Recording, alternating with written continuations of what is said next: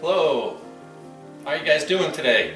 My name is Sue, because I'm the sous chef today. I've got my daughter Kaylee here, and she's got this great recipe that she's going to show us. It's her take on chicken pot pie. She loves cooking as much as I do, so I want to have her jump right in and show you what she's doing, what's going on, and let's have a fun time today. All right, thanks, Dad. So here I've got 1 cup of sliced carrots with 2 cups of diced potatoes that are cooking in a bottle of one of my favorite beers. I've also added a sprig of fresh thyme. So, what beer did you put in this? So I used Yingling. That's one of my favorites. It's a family favorite. It's a great lager from Pottsville, Pennsylvania. But, I mean, you could really use any lager. You could use a porter, maybe a brown ale, depending upon the flavor within the beer. But you don't want to venture into anything like a sour. I would just try to keep it pretty minimal. All right, so lagers tend to be on a little sweeter side. You know, Oktoberfest is coming up. Would you say you could use an Oktober? Absolutely. I would definitely use an Oktoberfest beer. In fact, I think I might try that next time. Yeah, I was even thinking about maybe, you know, St. Anne's makes their Winterfest beer. That's another good one because you've got some sweetness because, you know, obviously the carrots are sweet. So this is just, and then you just put some water in to make sure there's enough volume to cover it. Yes. And how long do we simmer this for? So you're going to want to simmer about 8 to 10 minutes. That'll just start to get everything nice and soft, but you want to make sure that when it's over, that you save about a cup of this water because we're going to use it later on. So we'll get it strained off, say reserve a cup of water. All right, if you didn't like beer, probably just stick with the water but still use the thyme. Yeah, I mean, you could use some chicken broth, beef broth as well, okay. But beer is definitely my favorite. And what if you didn't have thyme growing in the backyard? Or? I mean, rosemary, dill, you could even use some dried thyme. The grocery stores nowadays have such a great selection on fresh herbs though. Really, it's pretty easily available. So I'd recommend if you can get your hands on it, or if you've got the time to get it. Oh, that's so funny. All right, so right now we've been cooking. It's been 10 minutes. So I'm gonna go ahead and take out my sprig of fresh thyme here. And then we're gonna get this strained off and reserve some of this liquid. All right, we're back. We're staged to do the next step, and so Kaylee's gonna show us how she's gonna make a perfect roux. But first, we need to cook our onion and garlic. Right now I have a stick of butter and 3/4 cup of onion, as well as 2 cloves of garlic. So we're just gonna get these cooking.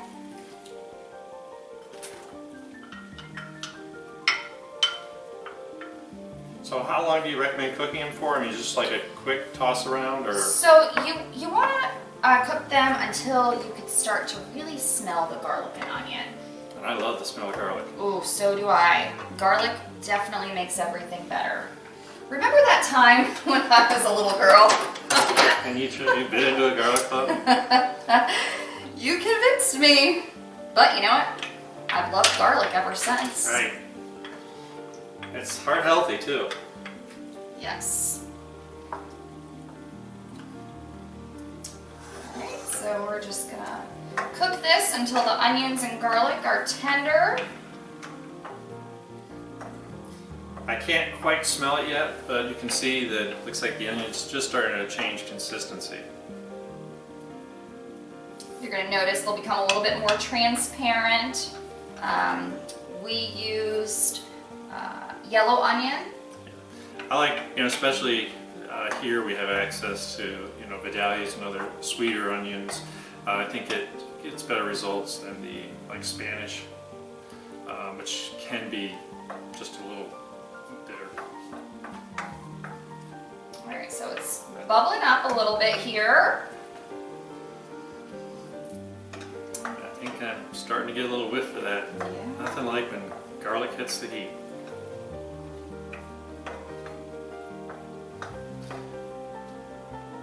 So basically you don't want this too hot because you don't want to burn your butter, but just enough to get those onions translucent, get the garlic fragrance, and of course, you know, if you burn the garlic, it gets really bitter. So we just want that fragrance. I'm thinking that's smelling pretty good. What do you think, Dad? Yeah, I'm ready to take a bite. All right. So now I'm gonna add in my 3/4 cup of flour. And Whisk that baby right I'm in. gonna start whisking this. So it combines really nicely. I'm gonna turn my heat down a little bit here. So this is just basically a standard roux. Obviously, because you're putting so much in it, it's not going to be like a gravy roux. And you need to cook that flour for at least a minute before you start adding the liquid, because that's what gets that raw flour taste out of it. It's kind of gluey right now, but obviously as soon as you start adding some liquid, we'll be back on track. Yes. All right, so I don't know about you, but I used to hate making roux because I was afraid of them getting lumpy. But you gotta use a whisk, it's the only way. So what are you gonna add first? Is there any order, or what kind of liquids do you use in this? So I'm going to add my clear liquids first to the best of my ability. We're going to start out with a cup of chicken broth. You're going to want to slowly add it in.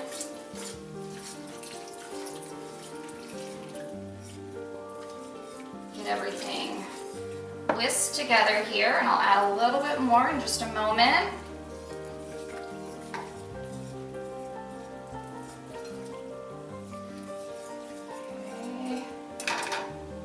Progress here. So one of the things I know that if you ask Elton Brown, he would tell you that you always want to go by weight because flour density changes, humidity can change it, if you pack the measuring cup. So if I'm making gravy, which I think is probably the ultimate roux, I always use 3 ounces of butter and 3 ounces of flour. And then you can be pretty liberal on whatever the liquid is to get the right consistency. If you're using 3, 3, 3, and 3, you can add up to 3 cups of milk. And a thinner liquid, you obviously have to use a little less. So now I'm going to add in some milk. I've got about a cup and 3/4 that I'm going to want to ultimately add to this just to get it to the right consistency. Again, I'm kind of taking it slow, making sure it gets all mixed in before I add more. I think that chicken broth you're starting to get, of course, I use low sodium, you can use whatever you want, but us old people, I get that sodium out of our diet. And I've actually chosen to use whole milk here. Oh, definitely. Much better consistency. Yeah. And if you play around with a different kind of milk, it's going to change the consistency, and you're going to need to alter the rest of your ingredients just a hair. I've never tried making roux with any other kind of milk, like goat's milk or anything. I'm sure I'd have to experiment with that before I make recommendations. But you can probably Google it. I'm sure someone's done it. Yep. So now it looks like we just need to get mixed together and let it get caught up and heated through. It's always easy. The chicken stock or broth is, room temperature, but that milk being a little cooler. Plus, you're starting to get more volume in the pot. You just want to watch your temperature as you do it. You certainly don't want to burn it.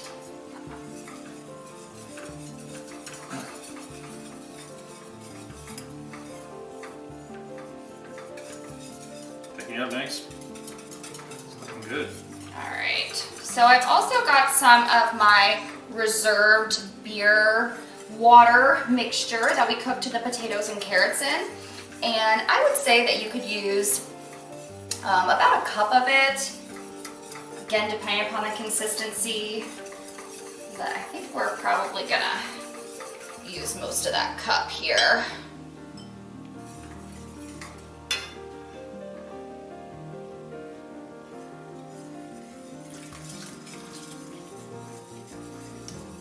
Is there any kind of thing you can tell that, you know, obviously you don't want it as thick as whipped cream, but thicker than, you know, you coat the spoon kind of thickness? Is that what we're looking for? Oh yeah, absolutely. I think that's a great indication. I like the color that's adding to it also. And then the thyme. And the thyme, it just smells fantastic. Yeah, you can really tell as it's heating up again.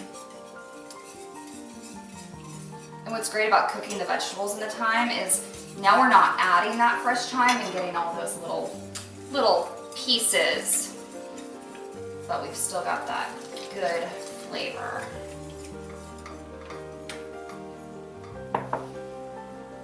I'm getting tired? A little bit, a little bit. Got my workout for the day in, making my roux. You know what, I think we probably need a splash of black pepper. Get this going. Thank you.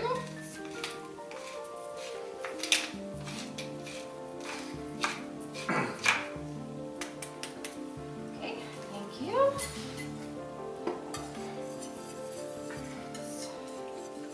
So you think you're good on the liquid, or?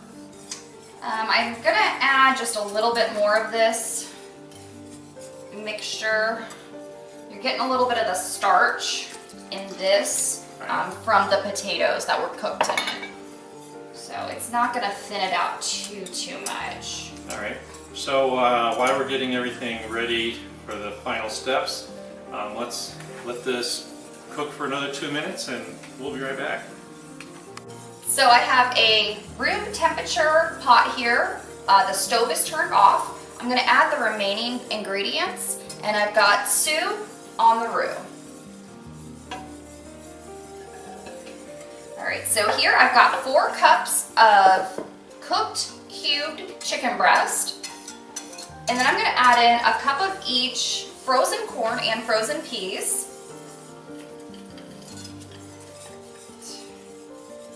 Right in there. And then we've got our cooked potatoes and carrots. You can really smell the thyme in the beer and that mixture. I think it really adds to it. It's a great idea. You gotta get creative with your cooking. So, as far as the chicken goes, does it matter? Like, just do you use, you know, white meat, dark meat, whatever's on sale? Any particular way you cook it? How do you do that?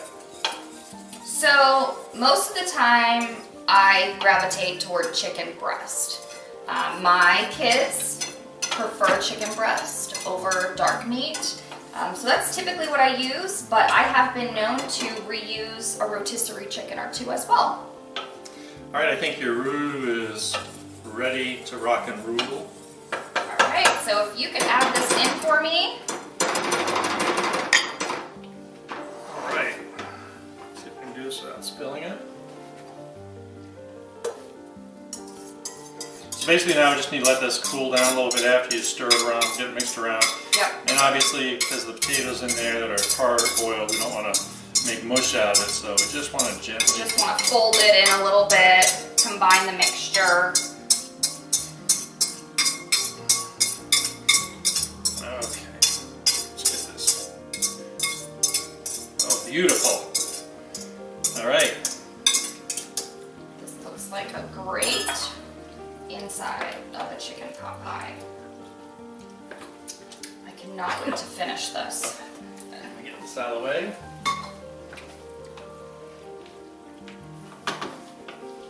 So again, I'm just kind of using a folding motion just to coat all of the ingredients. And you feel like you got enough liquid in there, everything looks good, right? right amount? I do. You don't want too much liquid because that's just going to make it fall apart. You want enough to stick the ingredients together. So basically now we just need to get things down to closer to room temperature because we don't want to screw up our dough. Yep, and we've got our oven preheated. What temp? So 400 degrees that we're looking for? Yes. All right. All right, so let's take a break, clean the kitchen up a little bit so we can show you how we put this all together.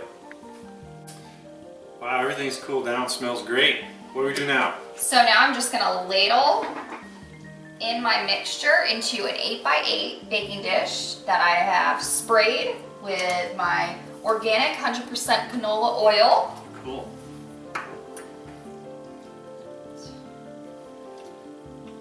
Now you're gonna have leftover from this pan because we're actually gonna make 2 baking dishes. So if you need to freeze a second one for another time, it actually freezes very well as well.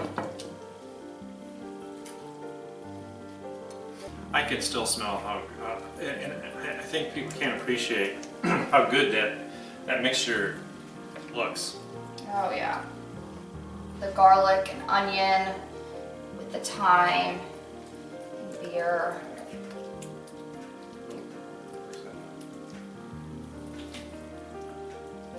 And you know, you could switch out these veggies a little bit. I mean, feel free to do what works best for your family. These are just some of the things my own kids like. Just no okra. No okra. All right, that looks All cool. right.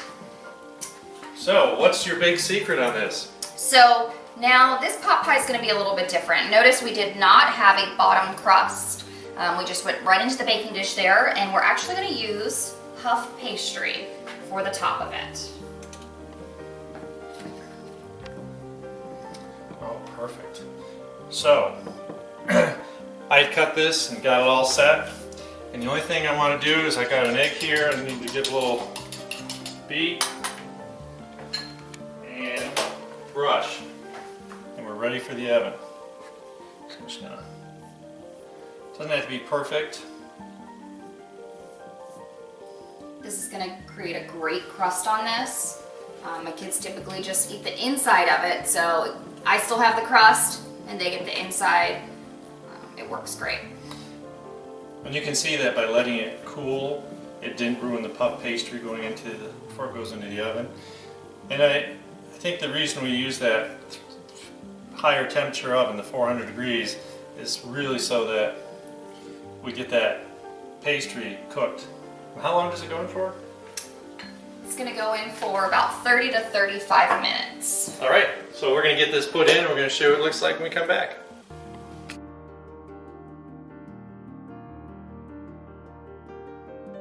Alright, so we've taken our chicken pot pie out of the oven. We baked it for 35 minutes to make sure we get our crust nice and brown and flaky.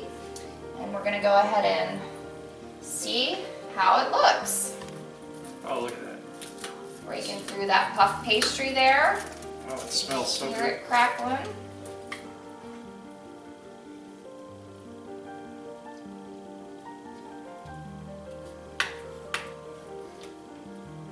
Might be a little messy, but I know it's going to taste fantastic. And you can see how wonderful, you can see how nice that crust turned out. It's nice and brown. You can see the vegetables in there look great.